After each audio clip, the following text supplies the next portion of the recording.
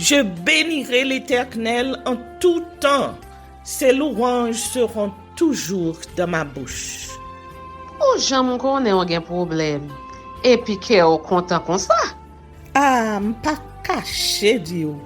Depuis m'commence li Bible moi chaque jour, m'senti charge problème moi yo sorti sous dôme. Oh. Si c'est comme ça, moi pour aller couvrir acheter un Bible. Dégagez au marché. Mais en attendant, ou qu'attendez radio télévision d'espoir? Radio Vision d'Espoir. Oh, moi t'attendais une annonce comme ça, oui. Mais qui ça a te dit? Lecture de la Bible en un an. Une émission qui vous accompagne à la découverte des trésors cachés de la parole de Dieu sur Radio Télévision d'Espoir. Chaque jour de 11h à 11h30 du matin, excepté mercredi 5h30, 6h de l'après-midi, samedi 7h30, 8h du matin, avec les sœurs Chantal Saint-Hubert, Claude Louis Orisma et votre servante Maudeline Maurice Hilaire.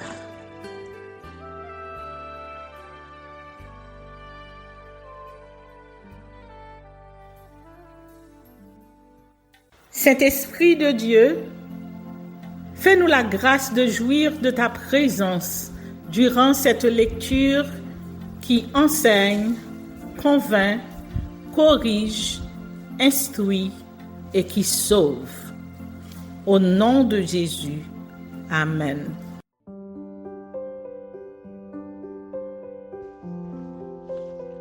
Promesse de restauration. Michée chapitre 4.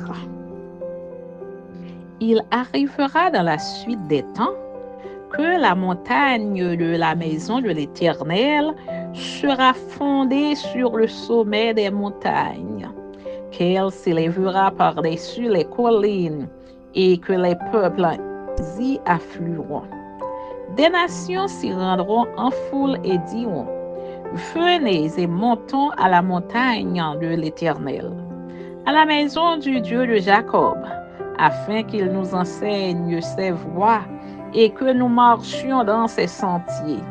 Car de Sion sortira la loi et de Jérusalem la parole de l'Éternel. Il sera le juge d'un grand nombre de peuples, l'arbitre de nations puissantes lointaines. De leurs glaives, ils forgeront des royaumes, et de leurs lances des serpes. Une nation ne tirera plus l'épée contre une autre, et l'on n'apprendra plus la guerre. Ils habiteront chacun sous sa vigne et sous son figuier, et il n'y aura personne pour les troubler, car la bouche de l'Éternel désormais a parlé. Tandis que tous les peuples marchent, chacun au nom de son Dieu.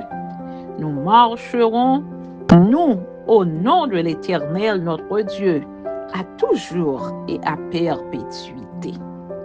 En ce jour-là, dit l'Éternel, je recueillerai les boiteux, je rassemblerai ceux qui étaient chassés, ceux que j'avais maltraités. Des boiteux, je ferai un reste. De ceux qui étaient chassés, une nation puissante. Et l'Éternel régnera sur eux à la montagne de Sion, dès lors et pour toujours. Et toi, tour du troupeau, colline de la fille de Sion, à toi viendra, à toi arrivera l'ancienne domination, le royaume de la fille de Jérusalem. Captivité et délivrance. Pourquoi maintenant pousses-tu des cris?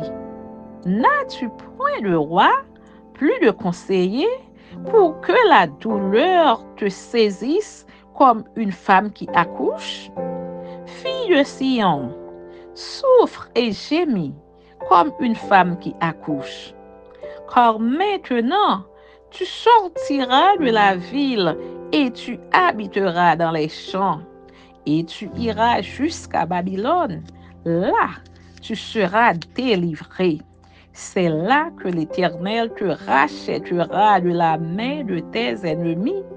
Maintenant, plusieurs nations se sont rassemblées contre toi. Qu'elles soient profanées, disent-elles, et que nos yeux se rassasient dans Sion. Mais elles ne connaissent pas les pensées de l'Éternel. Elles ne comprennent pas ses desseins. Elles ignorent qu'il les a rassemblées comme des gerbes dans l'air. Fille de Sion, lève-toi et foule. Je te ferai une corne de fer et des ongles d'airain, et tu broieras des peuples nombreux. Tu consacreras leurs biens à l'Éternel, leurs richesses au Seigneur de toute la terre. Maintenant, fille de troupe, rassemble tes troupes. On nous assiège. Avec la verge, on frappe sur la joue le juge d'Israël. Amen.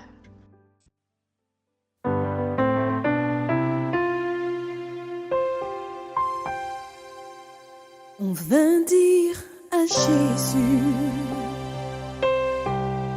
viens vite, je t'en prie.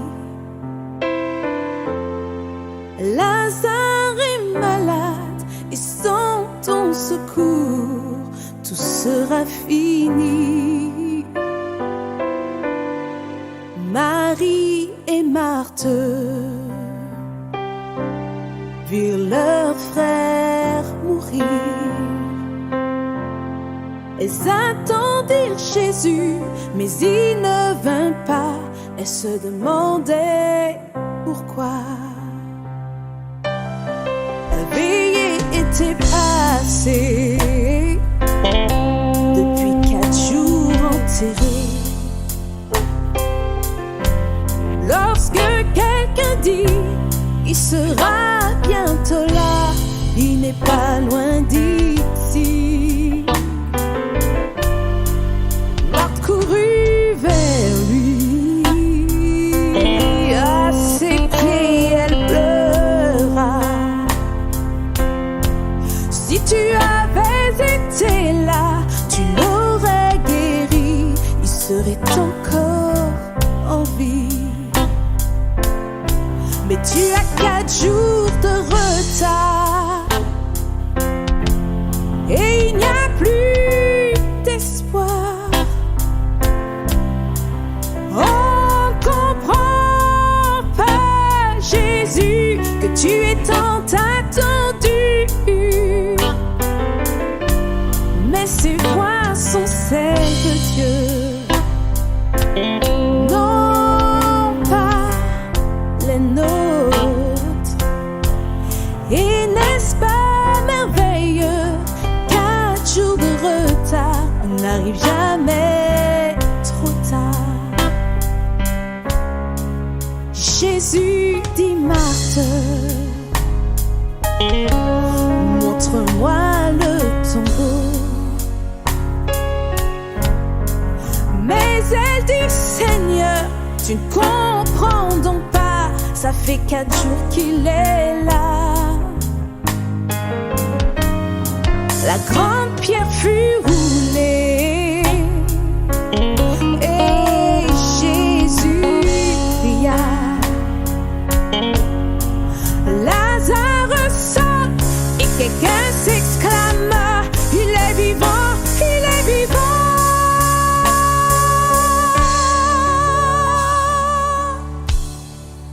Peut-être livres-tu un effroyable combat.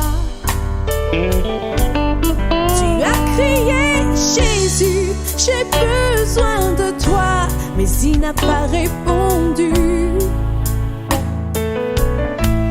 Non, ne te décourage pas, car il n'a pas changé.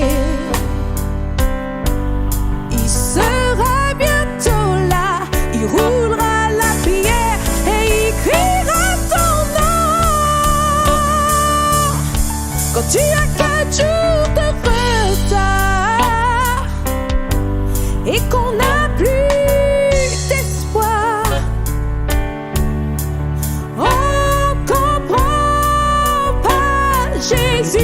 que tu es tant attendu. Mais ces voix sont celles de Dieu, non pas les nôtres. Et n'est-ce pas merveilleux qu'un jour de retard, il n'arrive jamais trop tard.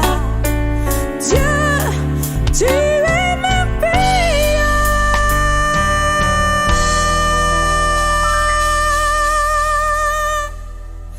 Quatre jours de retard, tu n'arrives jamais trop tard.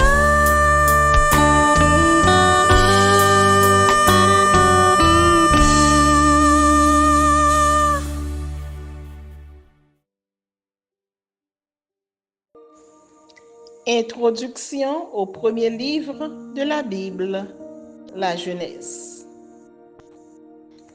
Le titre du premier livre de la Bible signifie origine ou commencement.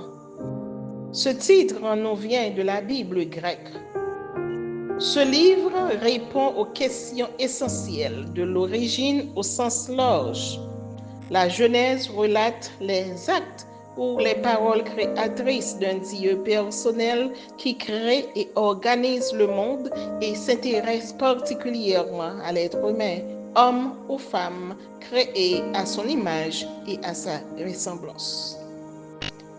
Les chapitres 1 à 11 présentent les récits de l'origine de notre monde visible et de l'humanité, de l'origine du péché et de ses conséquences, chapitres 1 à 3, du premier meurtre, chapitre 4, les versets 1 à 16, de la descendance d'Adam et d'Ève, chapitre 4, verset 17 jusqu'au chapitre 5, verset 32, de la corruption du genre humain suivie du châtiment divin par le déluge, chapitre 6 à 8, de la première alliance de Dieu avec Noé et de la postérité des peuples, chapitre 10, ainsi que de l'origine du pluralisme linguistique, chapitre 11. La narration biblique sur les origines occupe ainsi les 11 premiers chapitres. On y trouve les problèmes éternels du sens de la vie, du mal, de la souffrance, de la mort et de l'espérance.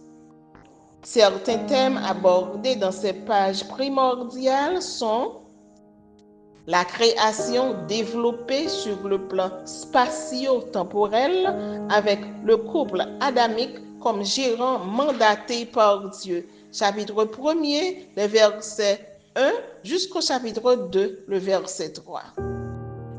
L'origine de la vie, de l'agriculture, du couple et du langage humain, de l'hostilité de la nature, de la douleur et de la mort due à la transgression de la loi divine. Chapitre 2, verset 4 jusqu'au chapitre 3, le verset 24. L'irruption de la violence et l'apparition de la civilisation urbaine. Caïn et Abel, chapitre 4, les versets 1 à 16. La racine du mal dans le cœur de l'être humain et le châtiment divin par le déluge, chapitre 6, verset 1er, jusqu'au chapitre 8, le verset 22. L'alliance avec Noé, la table des peuples et la tour de Babel, chapitre 9 au chapitre 11. Les chapitres 12 à 50 exposent le plan du salut de Dieu pour toute l'humanité dans une série de traditions patriarcales.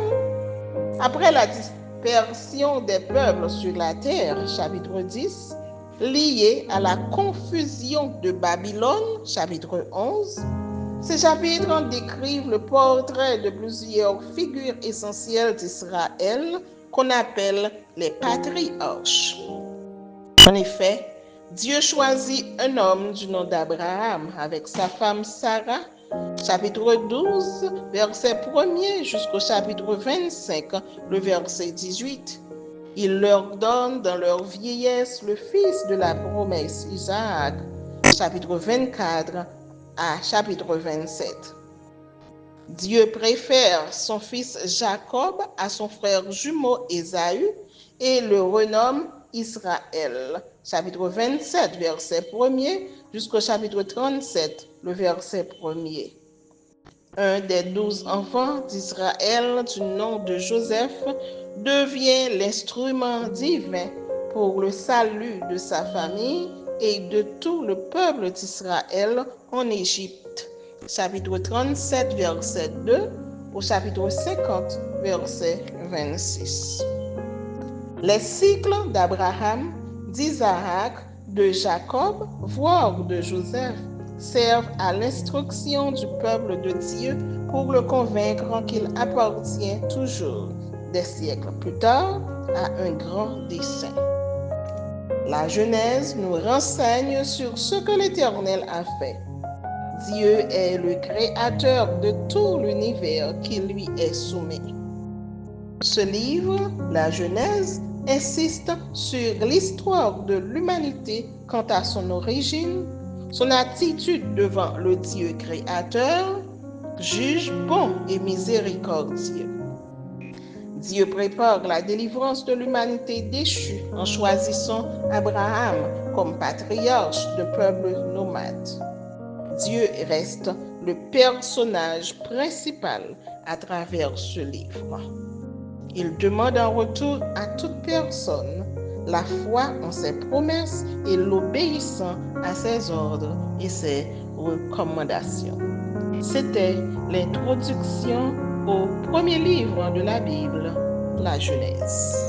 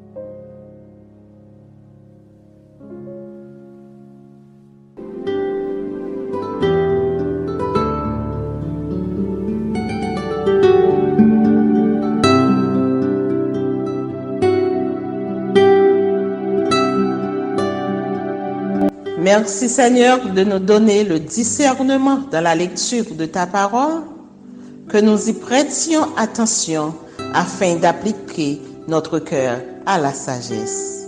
Amen. Que celui qui a des oreilles pour entendre, entende, et que celui qui lit fasse attention.